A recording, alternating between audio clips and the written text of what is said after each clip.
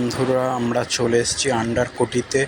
এই দেখুন সেই পুকুর, আন্ডারকোটির সেই পুকুর, শালুক ফুল ধরেছে। আর এটা হচ্ছে সেই বর্ধমানের সর্বপ্রথম পুরনো স্টেট ব্যাংক।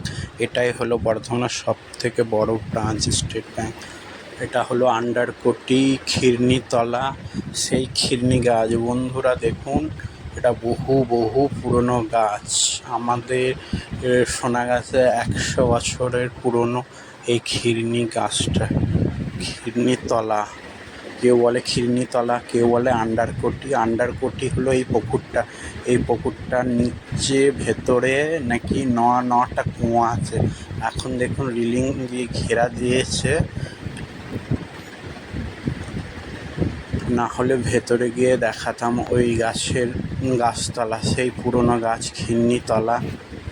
হয়তো অনেকে জানেন না খিরনিতলা। সেই খিরনিতলায় আজকে এসেছিস। কীরকম একটা সকালবেলাতে নির্জন থমথমে একটা পরিবেশ। আশপাশে দেখো কেউ নেই, আর এইসব জায়গা খুব একটা লোকজনও আসে না।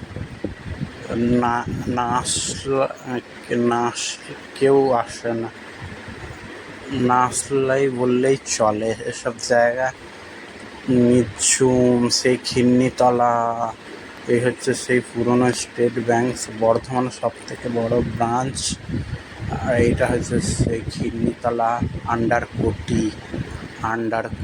দেখুন গাছটার নিচে না জানি কত ঝুড়ি নেমে এসছে, আর গাছের তলাটা, খিরনিতলাটার নিচে কিছু লোক কিছু একটা করেছে।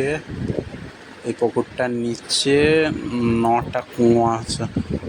অনেক পুকুরের জল শুকিয়ে গেছে, কিন্তু এই পুকুরের জল আজও পর্যন্ত দেখলাম না শুকোতে।